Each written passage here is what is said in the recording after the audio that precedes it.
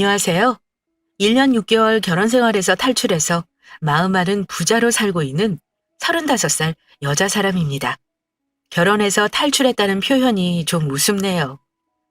서로 사랑해서 행복하게 살려고 한 결혼이었는데 감옥보다 더하게 느껴졌으니 말입니다. 결혼해서 아이 가질 엄두도 못 낼 정도로 큰일들이 많았던 저는 어찌 보면 결혼 직후부터 늘 이혼을 염두에 두고 살았던 것 같아요. 자기께 자기가 넘어간다고 하는 말 들어보셨죠? 제가 딱 그랬습니다. 시모는 결혼 전부터 저를 마음에 안 들어 했는데 결혼 생활 내내 저를 못 살게 굴다가 결국 저를 내치려고 하던 거 제가 역으로 이용해 시원하게 이혼하고 나왔어요. 일단 제 사연 들으시면서 고구마 100만 개 먹은 것처럼 답답해 하실 수도 있습니다. 누가 봐도 이혼이 정답인 결혼 생활을 등신처럼 질질 끌어오고 말 한마디 제대로 대놓고 하지 못하면서 무시당한 며느리였거든요. 실제로는 호구나 등신이 절대 아닌데 대한민국 며느리로선 호구가 맞았던 것 같아요. 쉬월드라는 존재가 저는 너무 어려웠고 이유 없는 미움을 받아본 게 처음이라 바보 등신이 되었던 거죠.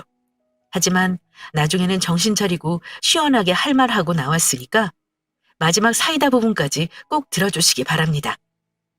저는 이혼하고 나서 친정 부모님과 같이 살고 있어요.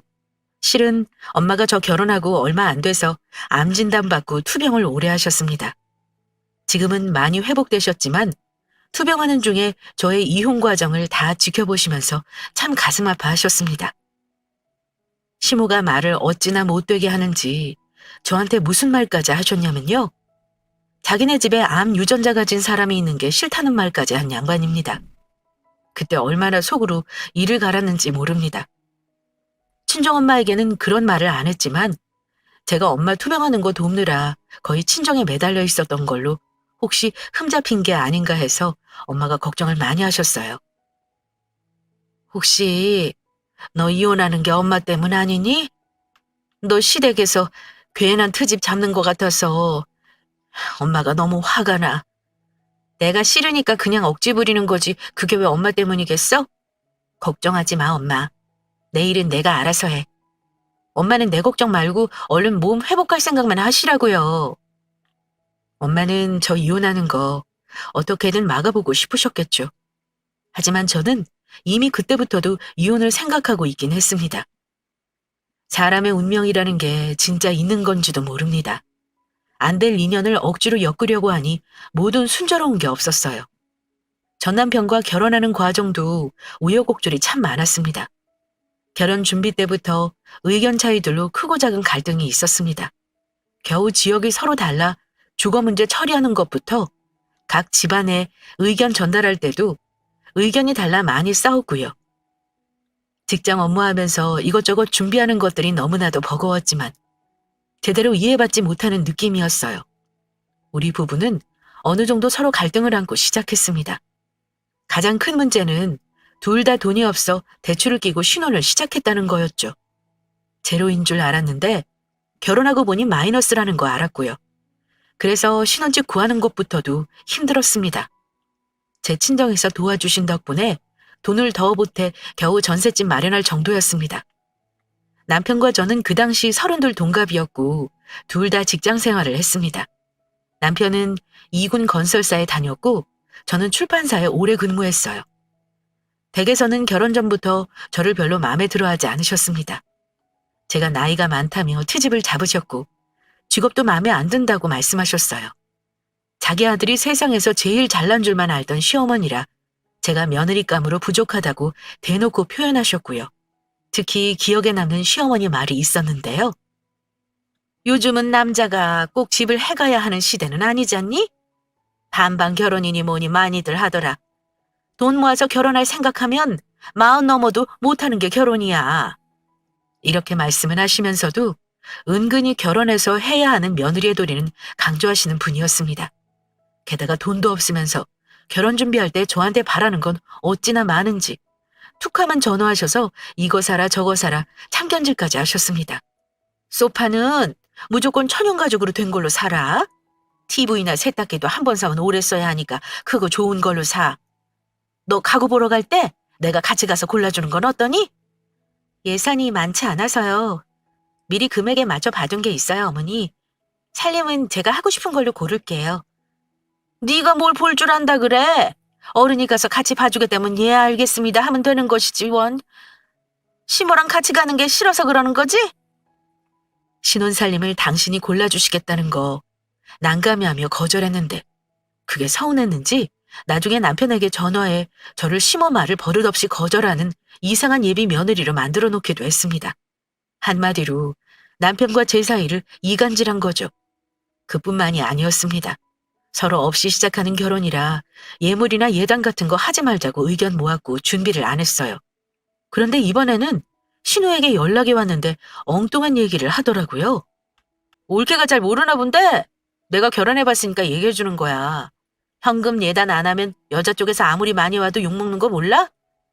어쩌나 보려고 했더니 예단을 아예 안 하겠다고 했다며? 나는 그런 건 듣도 보도 못했어.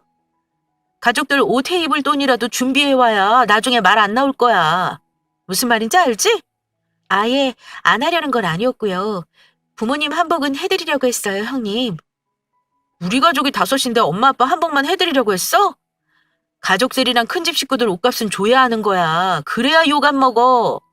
내가 이렇게 말해주는 거 고맙게 생각해야 해.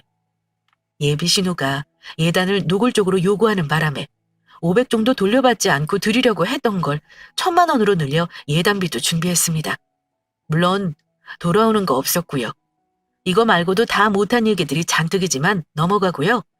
결혼해서 그냥저냥 살았습니다. 그런데 무난한 결혼이 아니라 그런가요? 신혼 초부터 남편과도 삐걱거리고 시댁과도 삐걱거리는 일이 자꾸 생기더라고요. 신혼 초 시댁 행사들이 많이 몰려 있었는데요. 신혼여행 다녀오자마자 10월도 가족들 투어하듯이 인사드렸고 먼 친척 결혼식도 불려다녔습니다. 숨 좀 돌리나 싶었더니 바로 시어머니 생신이라고 와서 음식하라길래 신우와 생일상 차렸고요. 그거 끝내고 나니 바로 추석이 있어서 또 시댁 식구들에게 시달려야 했습니다. 그중 어머니 생신과 추석 때의 일은 잊혀지지가 않네요. 이혼했지만 가끔 생각하면 혼자 이불킥을 할 정도로요. 시어머니 첫 생신 때 결혼한 신우이가 며칠 전부터 제게 연락을 해서 이런 말을 했었어요. 결혼해서 첫 시부모 생신인데 당연히 집에서 생신상 차려드려야 하는 거 알지? 우리 가족은 외식 별로 안 좋아해. 집에서 음식할 거니까 아침 일찍 올 수 있어? 솔직히 말하면 제가 뭘 몰라서 그런 건지 몰라도 시어머니 첫 생신상을 내 손으로 직접 차려드려야겠다는 생각을 일도 하지 못했습니다. 물론 생신이라는 건 알고 있었지만 가족끼리 외식하고 집에 들어와 과일이나 후식 정도 챙기면 될 거라고 생각했습니다. 그래서 신우의 말을 듣고서 아차 싶었습니다. 내가 미역국이랑 잡채 만들어 갈 테니까 나머지 재료는 올케가 준비해서 오면 되겠다. 갈비나 전 부칠 거 간단히 장 봐서 와.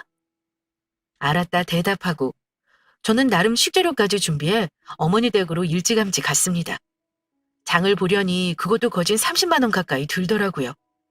일찍 와 있으라는 신우이의 말과 달리 신우이는 와 있지도 않았고 아무것도 준비가 안 되어 있는 상황이었습니다. 그래서 제가 얼른 소고기 갈비부터 재우고 호박전, 새우전 같이 간단한 전도 부쳤어요. 그랬더니 늦지막하게 신우가 미역국과 잡채를 준비해서 왔더라고요. 그리고는 같이 음식을 준비했습니다. 그런데 어머니도 가만히 있지 못하시겠는지 도중에 같이 음식하시는 걸 좀 거두셨어요. 솔직히 말하면 제가 시댁 부엌 살림을 잘 모르기도 하고 어색한 나머지 좀 쭈뼛거리기도 했습니다. 그런데 신우이가 시어머니 손보태는 걸 보더니 갑자기 소리를 빽 하고 지르는 겁니다. 엄마! 엄마가 왜 음식하는 걸 거들어? 일할 사람이 여기 있잖아. 엄마가 오늘 주인공이니까 거실에 앉아 계세요. 이렇게 말하며 제게 눈을 흘기더라고요. 저 들으라고 하는 말이었죠. 그리고 생신상을 차려 밥을 먹는데 신우이나 시모에게 수고했다, 고맙다는 말 한마디를 못 들었습니다. 시간 내서 아침부터 음식하고 선물도 백화점 상품권으로 50만 원 마련해드렸고요. 신우가 싸온 음식 다 차리고 음식 다 하고 설거지에 뒷정리까지 다 하고도 좋은 소리는커녕 자기들끼리 저 빼고 희낙낙거리는 말만 들었습니다. 엄마는 생일상 직접 받는 게 좋아? 아니면 나가서 외식하는 게 좋아? 아유, 너는 뭘 당연한 걸 묻니? 당연히 이렇게 차려서 받는 게 좋지. 그럼 앞으로는 계속 이렇게 하면 되겠다. 엄마 며느리도 봤는데 이제 며느리한테 생일상 받으면 되겠네. 저런 말을 듣고 있자니 참 서러웠네요. 쉬는 남편이랑 애들은 거실에서 TV 보며 놀고 있고 남편과 시부도 소파에 앉아 있었고요. 저는 아침부터 음식 만들고 설거지에 상도 차리는데 대체 왜 저런 말을 들어야 했을까요? 돌아오는 차에서 엄청 울고 신랑과 싸웠어요. 신랑은 자기 가족들이 이상한 의도로 그런 말 한 거 아니라고 소리 지르고 화냈고요. 그리고 서로 각방 썼습니다. 그런데 그 싸움을 시작으로 시댁 가족들과 만나기만 하면 제가 마음이 상해 남편과 싸우는 일이 잦아졌습니다. 시어머니는 우리 부부를 거의 매주 주말마다 부르셨고 거의 그때마다 남편과 싸움을 했다고 보면 됩니다. 그러다가 명절 때 한 번 일이 터진 적이 있었는데요. 남편이 말하기로는 시댁은 명절에 제사를 안 지내기 때문에 가족끼리 만나 식사만 하고 헤어진다고 하더라고요. 명절 당일에 친정도 가야 하니 시어머니에게 명절 당일날 아침에 남편과 가겠다고 말씀을 드렸는데 어머니는 그게 마음에 안 드셨던 모양입니다. 결혼해서 첫 명절인데 당일날 오는 며느리가 세상 천지에 어디 있어? 전날 와서 식구들끼리 오선도서 밥도 해먹고 얘기도 나누고 하자. 전날 퇴근하고 짐 싸서 같이 오렴. 전날 시댁에 오라는 어머니 말에 싫다고 할 며느리는 아마 없을 겁니다. 제 생각엔 시부모님 바라던 추석 때 며느리의 모습이 있었던 것 같아요. 명절 전날 와서 같이 장 보고 밥 차려드리고 설거지하고 오순도순 놀다가 거실에서 자고 아침 차려드리고 설거지하고 뭐 그런 며느리 모습 말이죠. 그런데 제가 당일날 가겠다 하니 거기서부터 당신들 생각대로 며느리가 안 움직인다고 생각하셨던 겁니다. 하지만 어머니 말씀대로 명절 전날에 시댁에 가긴 했습니다. 시부모가 그렇게 말씀하시는데 무작정 거역하고 당일날 갈 만큼 배짱 좋은 며느리는 아니었거든요. 그런데 가족끼리 오손도손 음식 해먹자는 어머니 말과 달리 그날은 시집온 며느리 공기 잡으려는 자리가 되었습니다. 그 집에는 제 편이 아무도 없더군요. 시아버지는 어머니에게 무슨 말을 전해 들으신 건지 어머니보다 더 일장연설을 하시는 분이었습니다. 명절 전날 와서 음식도 하고 니들끼리 오손도손 놀면 얼마나 좋으냐. 친정에서 그런 거 보고 배운 게 없으면 시부모가 하라는 대로 따르면 되는 거야. 모르면 배워야 하는 거지. 우리 집 가풍이 그래. 로마에 왔으면 로마법을 따라야 하는 거다. 다시 한번 말하지만 며느리는 손님이 아니야. 우리 집에서 손님 대접받을 생각하지 말어라. 이렇게 말씀하시는데 옆에 시어머니는 아무 소리 안 하고 입 다물고 계셨고요. 남편은 심지어 저 대신 대답까지 착실히 하더군요. 당최 제가 무슨 죽을 죄를 지어서 저런 말을 들어야 하나 싶었지만 시부모님 앞이니 머리를 조아리며 네 죄송합니다 대답했습니다. 그 뒤로도 한참을 어머니와 아버지가 번갈아가며 며느리 기본 도리에 대해 늘어놓으시더니 안부 전화를 하라는 둥 우리가 나이 들면 너희가 책임지라는 둥 저와 남편에게 밀린 잔소리를 잔뜩 하셨습니다. 밥 먹는데 체할 것 같은 기분이었습니다. 내가 많이 부족한 결혼을 한 것도 아닌데 도대체 왜 그러시는지 시댁에서 내가 앞치마 메고 밥 차리고 설거지하는 게 당연한 건가 싶고 억울했습니다. 마음속에서 울분은 올라오는데 표현을 못하니 죽을 맛이었습니다. 남자 쪽에서 집 사줄 시대는 아니라고 하셨으면서 옛 며느리 도리를 요구하는 건 무슨 이기적인 마음인 건가요? 저는 그날 시댁의 오만정이 다 떨어졌고 남편과도 크게 싸운 후 다시는 시댁에 가지 않겠다고 선언했습니다. 우리 부모님이 내가 당신의 집에서 이런 취급받는 거 아시면 어쩌실 것 같아? 나 무시하지 마. 나도 우리 집 귀한 딸이야. 당신만 귀한 아들인 줄 알아? 나는 당신 집에서 며느리 도리라는 거 다 해야 하고 당신은 우리 집에 하는 게 뭔데? 나 다음부터는 당신 집에 안 가. 가려거든 당신 혼자 가. 그렇다고 시댁에 안 간다는 말하는 사람이 어디냐? 부모님이 며느리한테 그 정도 말도 못해? 나는 당신하고 결혼한 거지 당신의 집 몸종이 되려고 들어온 거 아니야. 그거 똑바로 알아둬. 계속 이런 식이면 나는 결혼도 유지할 생각 없어. 당신이 생각하는 결혼이 너희 부모 말대로 며느리가 너희 부모 기준에 맞추는 척이라도 하면서 너희 가족에 스며들어 고분고분 사는 거 그걸 원했던 거야? 그게 두루두루 온 가족이 행복한 길이지. 그게 싫으면 어쩌겠다는 거니? 이혼이라도 하겠다 그거야? 이혼 못할 거 없지. 당신이 생각하는 행복에 나는 없는 게 확실하네. 내가 이런 거 감수하고 굽신거리며 살 이유가 대체 뭔데? 당신 부모님이 대체 나를 왜 그렇게 마음에 안 들어 하시는 건지 모르겠어. 얼마나 대단한 며느리를 얻어야 만족하시려나? 하긴 남자가 집 해오는 시대 아니니까 여자 쪽에서 해왔으면 손님 대접 해줬을 것 같긴 하네.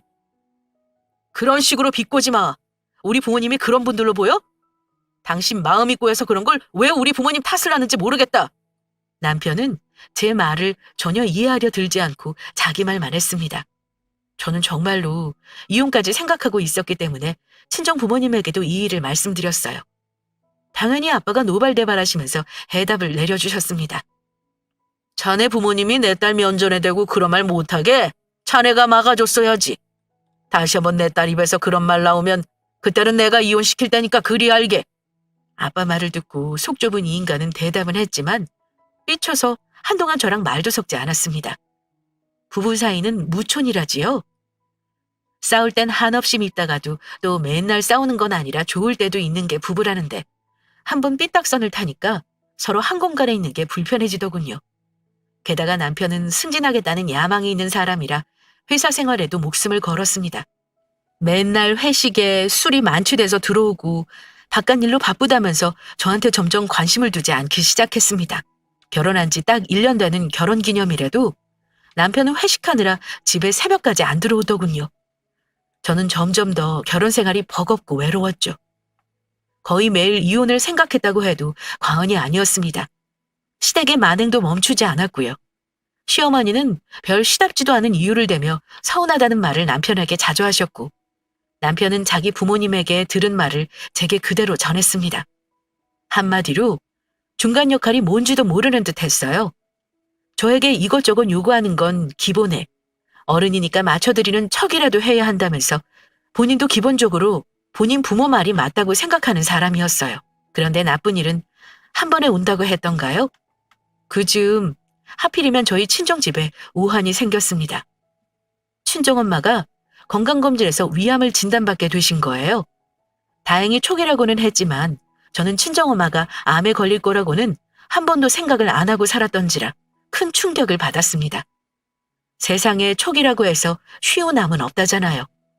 딸이라고는 저 하나인데 혹시나 엄마가 잘못되면 혼자 남게 될 아빠도 걱정이었고 아빠 혼자 엄마를 간호하는 게 너무 버거울 것 같았어요.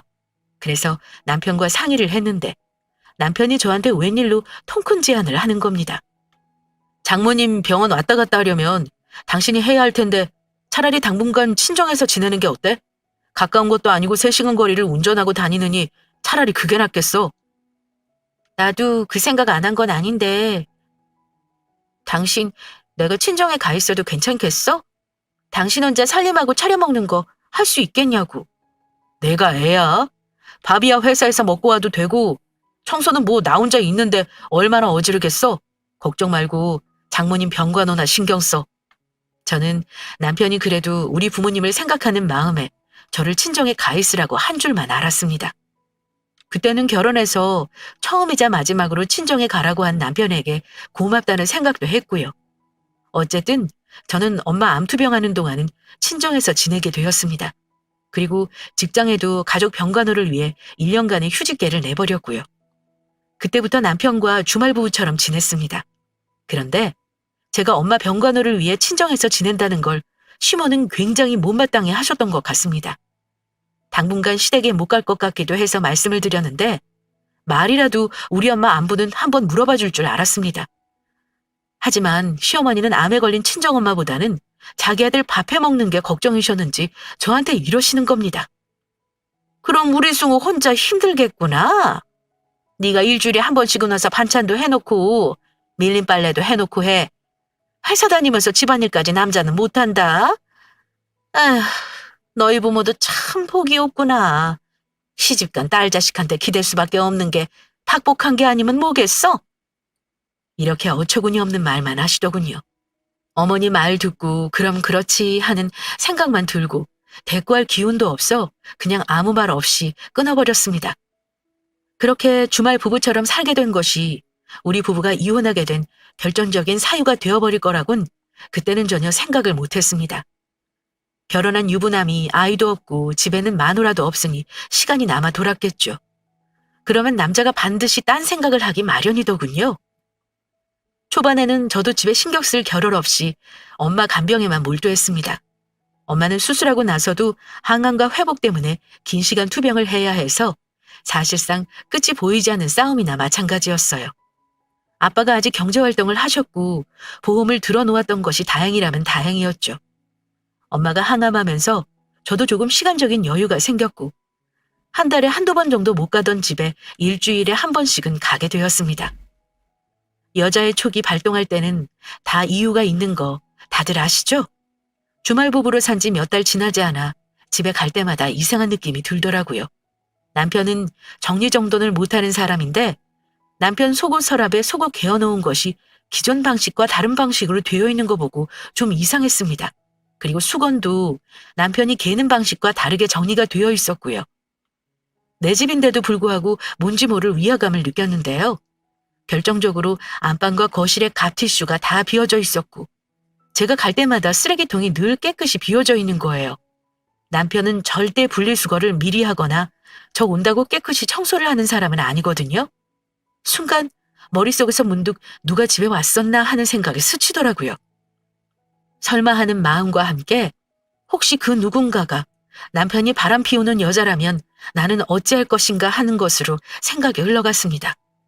당연하게도 정답은 이혼이었고요. 혹시 남편이 내 의심대로 바람을 피운 거라면 이혼을 어떻게 할지 시나리오까지 머릿속으로 만들었습니다. 그 뒤로 확실한 물증을 찾기 위해 남편에게 모른 척하고 증거를 캐기 위해 애썼습니다. 본인을 확실하게 알아낼 수 있는 판도라의 상자는 당연히 남편의 핸드폰이었고 남편이 자는 틈을 타 핸드폰을 열어보았습니다. 막상 머리로 상상만 하다가 추악한 현실을 마주하니 기분이 정말 더럽더라고요. 뭐가 그리 당당한지 지우지도 않은 사진과 문자 같은 불륜 증거들이 고스란히 남아있었습니다. 남편은 제가 본인의 외도를 의심하리라고는 의심조차 못했던 거죠. 아무튼 저는 남편 몰래 외도 증거를 2달이 넘게 수집했습니다. 그래서 상간녀가 남편 회사 거래처 여직원이라는 것과 문자 내용을 봐서 유부남이라는 거 알고 만난다는 것도 알았고요. 심지어 신혼초부터 그녀가 썸을 탔다는 사실도 알았습니다. 그러다가 제가 엄마 병간호를 하면서 급속도로 가까워지고 집까지 드나든 것 같았습니다. 웃긴 것이 있다면 만나는 여자애는 나이도 어린 게 외제차를 끌고 다니더라고요. 아마 집에 돈이 좀 있는 아가씨인 듯 했습니다. 그런 년을 무슨 사탕발림으로 꼬신 건지는 모르겠지만 그래봤자 유부남이랑 놀아나는 정신줄 놓은 여자일 뿐이었죠. 저는 당장 이혼해도 될 정도로 이혼 준비를 차근히 했습니다. 물론 친정에는 차마 말할 수 없었지만요. 그리고 이혼 준비를 하기 위해 일단 주말 부부 생활을 정리하고 집으로 돌아오게 되었습니다. 제가 집에 오겠다고 하자 기뻐하지 않고 이상하게 서운한 얼굴을 하던 남편 얼굴이 아직도 떠오르네요. 얼굴에 어쩜 그리 다 표시가 나는지 말입니다. 남자라는 족속이 원래 그런가 봐요. 꼴 보기 싫어 당장 나가라고 하고 싶었지만 내가 이기는 이혼을 하려면 참아야 했습니다. 그런데 제가 먼저 이혼을 터뜨리기 전에 생각지도 못한 사건이 있었습니다. 아마 남편이 바람 피워 이혼한 사람들 사연 중 저의 경우가 막장의 최고봉일 것 같네요. 남편의 외도를 눈치챈 지 딱 2달 반이 흐른 시점이었는데요. 한 번도 연락 안 하던 시어머니의 연락을 받았습니다. 희니 너한테 할 말이 있으니까 이번 주말에 집에 와라. 승우한테는 내가 따로 말해놨으니 너 혼자 오면 돼. 저는 어머니가 또 잔소리를 하려나 짐작했고 너무 끔찍한 나머지 처음으로 싫다고 말대꾸를 했습니다. 그냥 전화로 얘기하세요. 저 엄마 때문에 이번 주에는 안 올라가려고 했거든요. 전화로 할 얘기면 진즉에 했지. 너는 시어머니가 오라고 하면 알겠다 하면 그만이지 또 그렇게 말대꾸를 하니? 이번에 부르는 게 마지막이니까 잔말 말고 와서 얘기하자. 저를 부르는 게 마지막이라는 말에 솔깃해서 일단은 알았다 했습니다. 그리고 주말에 시댁에 갔고요. 갔더니 남편은 저한테 연락도 없이 이미 와서 앉아있더라고요. 왔니? 이리 앉아봐라. 네 엄마 어느 정도 회복은 하셨다는 말은 들었어. 이제 집으로 들어오기로 했다며? 네. 언제까지 친정에 있을 수는 없으니까요. 저도 복직 준비도 해야 하고요. 근데 무슨 할 말이 있어서 부르신 거죠? 그랬더니 어머니가 주저주저 하다가 큰 결심이라도 한 듯이 표정으로 이러는 겁니다. 너 말이야. 우리 집에 시집 와서 그동안 며느리 노릇, 아내 노릇 제대로 한 거 하나도 없는 거 알지? 나는 이러려고 며느리 들인 거 아니다. 너희 친정 볼 거 하나 없고 너 잘난 거 없어도 너를 며느리로 받아들인 건 네가 모자란 만큼 우리 아들한테 잘할 거라는 생각에 그런 건데. 내가 지켜본 바로는 너는 전혀 우리 집에 잘할 생각이 없더구나. 내 말이 맞지? 대체 무슨 말을 하려고 저런 밑밥을 까나 싶었습니다. 네, 어머니 아버지도 저를 며느리로 생각하셨다면 그렇게 함부로 대하지는 않으셨겠죠.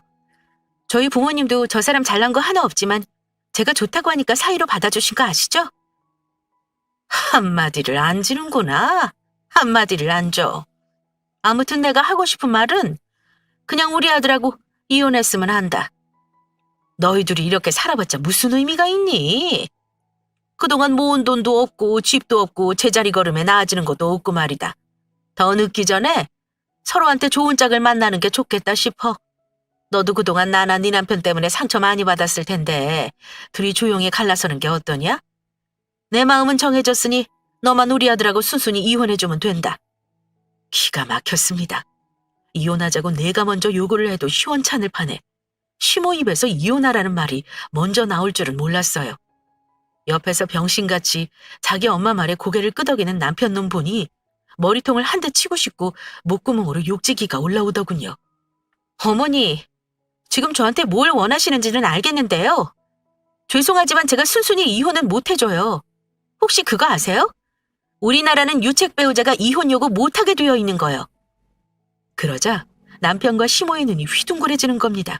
저는 계속 말을 이어나갔습니다. 어머니 다 아시는 것 같은데 왜 그러세요?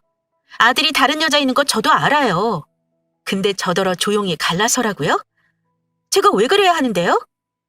제가 소송을 해도 모자랄 판인데 저 속이시면 곤란해요. 둘이서 무슨 부자 사기 다니세요? 뭐? 너 무슨 말을 그렇게 싸가지 없이 하니? 사기 다니라니. 못하는 말이 없구나. 네가 다 알고 있다니까 그냥 말아마. 승우가 만나는 아이는 너랑은 완전히 달라. 여자답고 싹싹하고 얼마나 이쁜지 모른다. 게다가 집도 부자래. 우리 아들 팔자가 달라질 텐데 새 출발시키고 싶은 게 당연하지 않니? 새 출발도 제가 이혼을 해줘야 할 수 있는 거예요. 똑바로 아시라고요.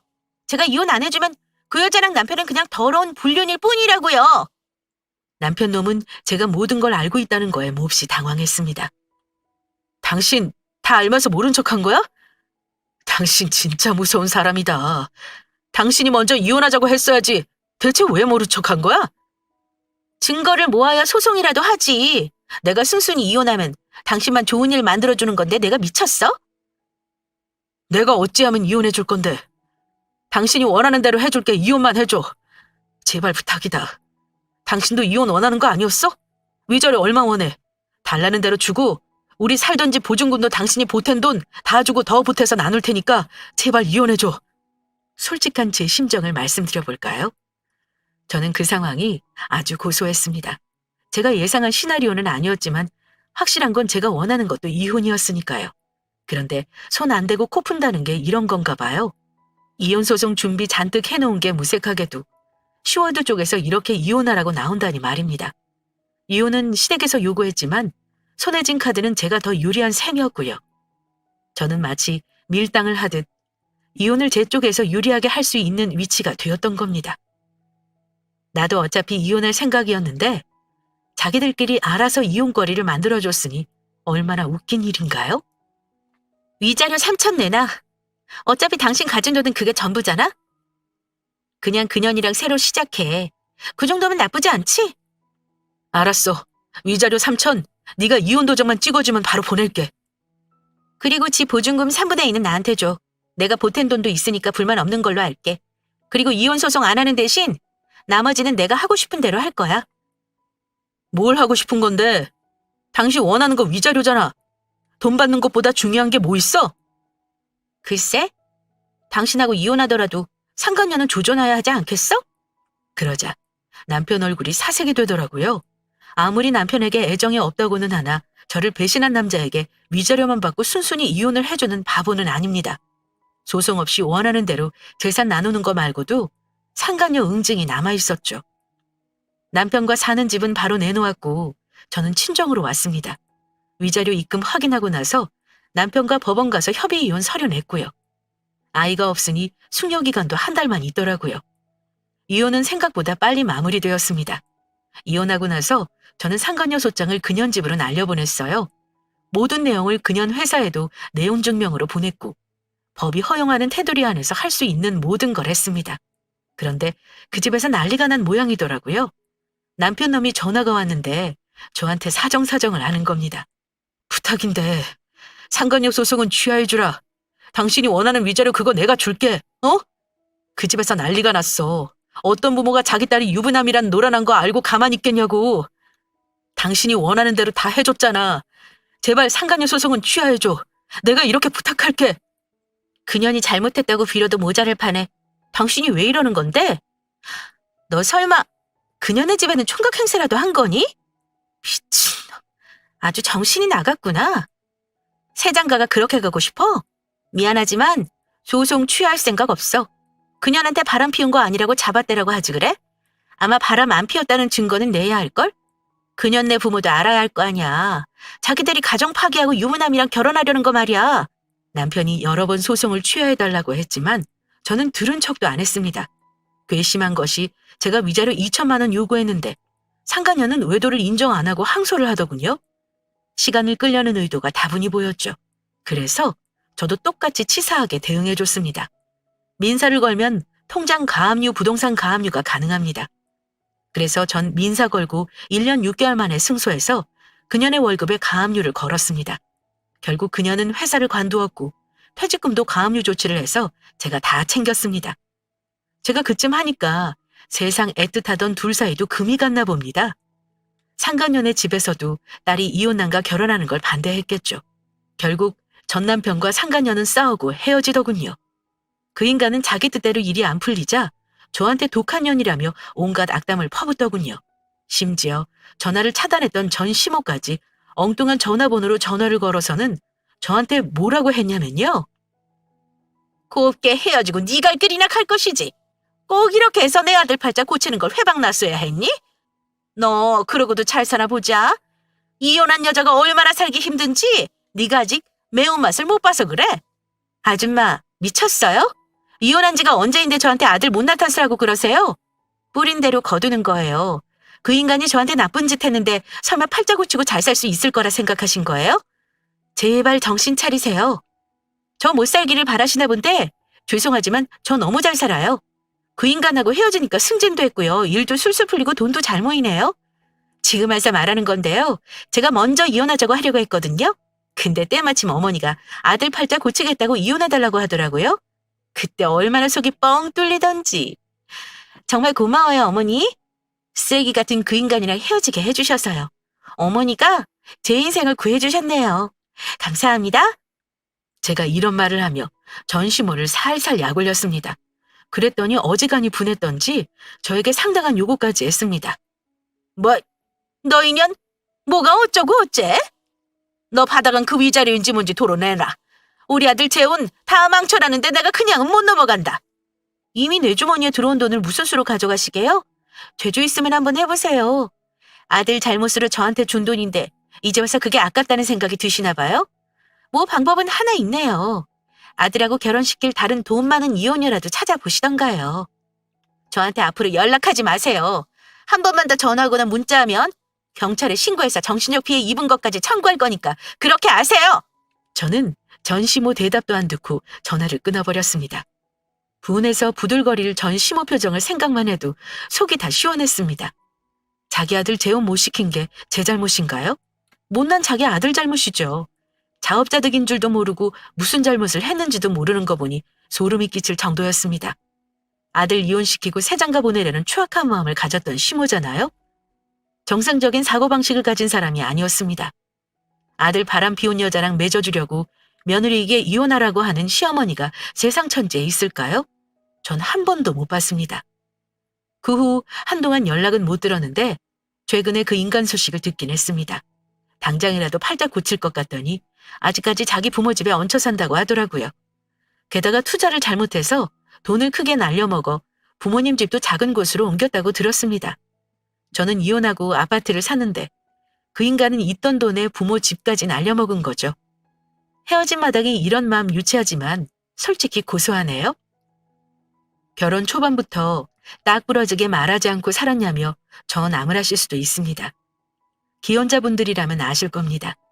돌아서면 남이라는 부부 사이라도 한번 결혼이라는 제도로 묶이게 되면 때려치기까지 그 과정이 고통스럽다는 걸 말입니다. 살면서 할 말 못하고 참게 되는 억울한 상황은 한 번씩은 다 겪는 법이고 저는 그걸 결혼 생활하면서 다 겪었다고 생각하려고요. 다른 분들은 언제든 꼭 자기 할 말을 똑부러지게 하고 사셨으면 합니다. 그리고 남편이 바람 피워서 속 썩는 아내분들 절대 울지 말고 화내지 말고 겁먹지도 마시기 바랍니다. 이혼 막상 하고 나면 별거 아닙니다. 속 썩어가면 사느니 혼자 사니까 얼마나 마음 편한지 몰라요. 애가 있어서 저처럼 이혼이 어렵다면 남편을 ATM기로 생각하고 사는 것도 방법입니다만 권하지는 않고 싶네요. 단, 상간녀 소송은 무슨 일이 있어도 꼭 하라고 말하고 싶어요. 이게 시간이 걸리고 골치는 아파도 속풀이는 확실히 되더라고요. 저의 이혼 사연은 여기까지입니다. 저는 너무나 잘 살고 있고요. 요즘에는 운동도 시작해서 몸 만드는데 재미를 붙였습니다. 예전처럼 무기력한 삶을 살지 않고 늘 부지런하게 살려고 합니다. 여기까지 들어주신 구독자분들께 감사 인사를 전하며 여기서 마무리하겠습니다. 감사합니다.